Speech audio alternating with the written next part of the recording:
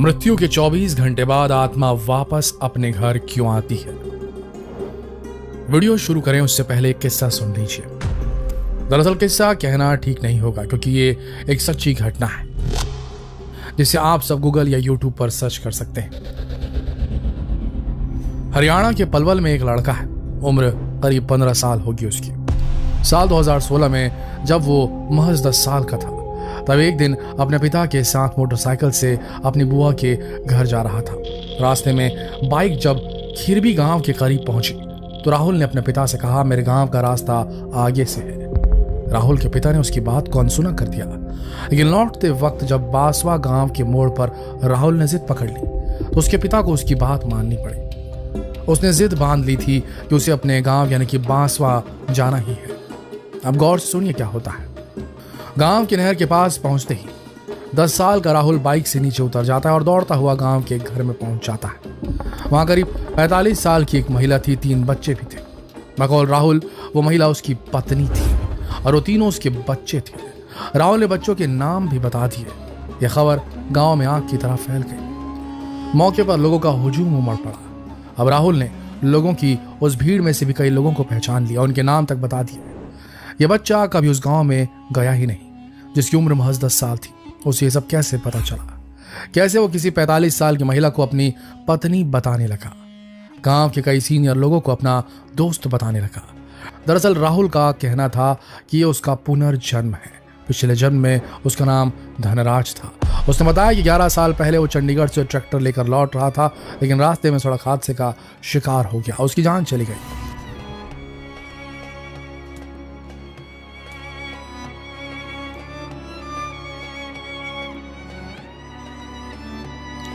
आज की तारीख में राहुल की वजह से 2 परिवारों के बीच अलग ही तरह का संबंध बन गया है। धनराज की पत्नी उसे वैसा ही सम्मान देती है जैसा अपने पति को देती थी। वो उसके सामने घूंघट करती है, उसके पैर छूती है, क्योंकि ये उसे लगता है कि राहुल उसके पति धनराज की तरह बात करता है।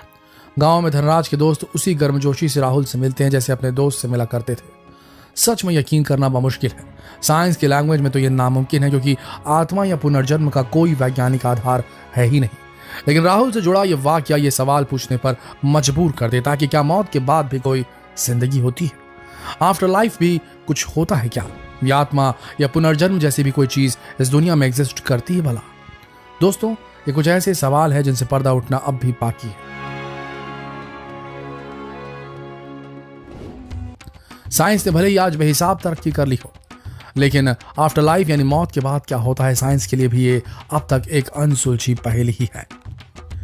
लोगों के मन में अक्सर ये सारे सवाल उठते रहते हैं कि मरने के बाद आत्मा का क्या होता है, कितने दिन तक वो अपने घर में ही रहती है, 24 घंटे के बाद आत्मा वापस अपने घर क्यों आती है, फिर उसके बाद कहाँ जाती है?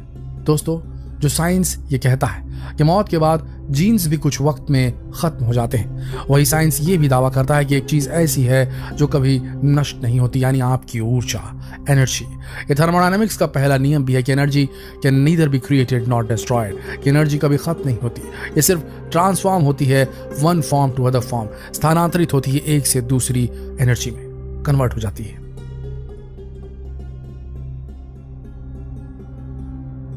दोस्तों, इसी एनर्जी को यानी इंसान की इसी ऊर्जा को हम आप बोलचाल की भाषा में हमारी सोल यानी हमारी आत्मा यानी कि रूह कहते हैं।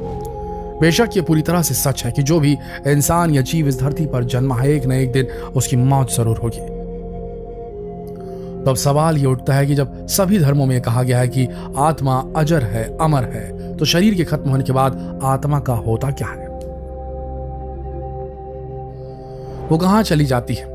कहा जाता है कि आत्मा एक शरीर को छोड़कर दूसरे शरीर में प्रवेश करती है, चली जाती है। धार्मिक मान्यताओं की बात करें तो एक शरीर से दूसरे शरीर में जाने के बीच आत्मा यमलोक चली जाती है। गरुड़ पुराण में मौत के बाद आत्मा के साथ होने वाले व्यवहार की क्या व्याख्या है वो भी जान लीजिए। हिंदू धर्म के अनुसार, गरुड़ पुराण के अनुसार, जब आत्मा शरीर छोड़ती है तो उसे 2 यमदूत लेने आते हैं। इंसान अपने जीवन में जैसे कर्म करता है, यमदूत उसे उसके मुताबिक ही अपने साथ ले जाते हैं। अगर मरने वाला अच्छा आदमी था, सज्जन था या वो पुण्य आत्मा है तो उसके प्राण निकालने में कोई पीड़ा नहीं होती, लेकिन अगर वो दुराचारी या पापी हो तो उसे पीड़ा सहनी पड़ती है।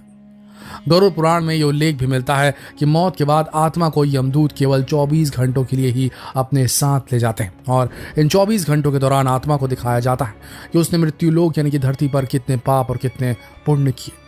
इसके बाद आत्मा को फिर उसी घर में छोड़ दिया जाता है जहां उसने शरीर का त्याग किया था। इसके बाद आत्मा 12 दिन तक वहीं रहती है और 12 दिन बाद वो फिर यमलोक की यात्रा पर निकल